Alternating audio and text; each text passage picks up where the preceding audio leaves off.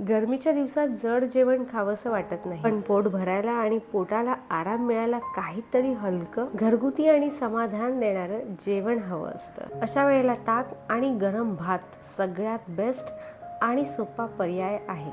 त्यासाठी आपण अर्धा कांदा अगदी बारीक चिरून घेतला आहे आणि त्याचबरोबर 5 ते 6 लसूणच्या पाकळ्या, 1 हिरवी मिरची, मिरचीचं प्रमाण तुम्ही आवडीनुसार कमी जास्त करू शकता. स्वच्छ धुतलेली कोथिंबीर, कोथिंबीरीचे आपण देठ घेणार आहोत.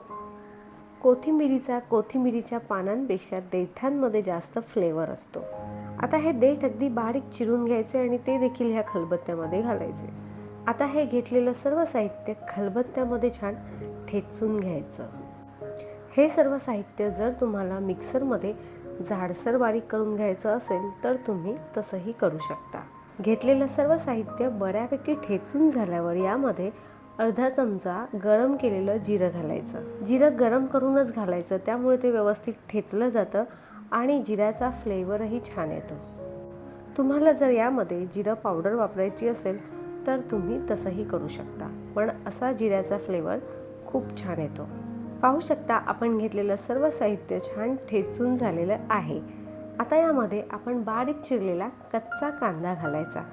कांदा भरपूर असं नाही, पण वरवर थोडासा ठेचायचा. आता मोडवणी म्हणजेच ताक करण्यासाठी सर्व घेतलेलं साहित्य ठेचून तयार आहे. आमच्याकडे या ताकाला मोडवणी म्हणतात, कारण यामध्ये आपण सर्व साहित्य कच्चंच घालतो. आता एक भांडं घ्यायचं, त्यामध्ये लागेल तितकं दही घ्यायचं आणि त्याचबरोबर आपण ठेचलेलं सर्व साहित्य, चवीपुरतं मीठ घालायचं आणि हे सर्व साहित्य व्यवस्थित मिक्स करून घ्यायचं. सर्व साहित्य मिक्स करून झाल्यावर आपल्याला हे ताक म्हणजेच मोडवणी जितकं घट्ट किंवा पातळ पाहिजे तितकं यामध्ये पाणी घालायचं. पाण्याचं प्रमाण हे तुमच्यावर अवलंबून आहे. आता ज्या भांड्यामध्ये आपण हे सर्व साहित्य ठेचलं त्याच खलबत्त्यामध्ये आपण पाणी घातलं आणि ते पाणी यामध्ये ॲड केलं.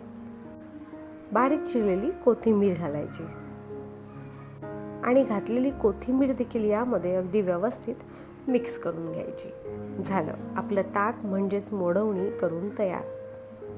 तुम्ही ह्या मोडवणीबरोबर भातच काय, भाकरीसुद्धा खाऊ शकता. भाकरीचे तुकडे करायचे आणि त्यावर मोडवणी घालायचं आणि ते भिजत ठेवून 10 ते 15 मिनिटांनी खायचं. नाहीतर असा गरम गरम भात मात्र छान चिकट असावा. गरम गरम चिकट भात आणि त्यावर असं मोडवणी घालायचं.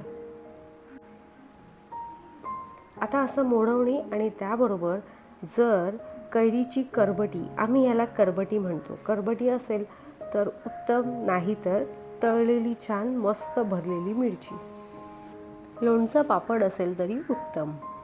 असा गरम भात आणि त्यावर मोडवणी म्हणजे ताक खायची मजाच काही और असते.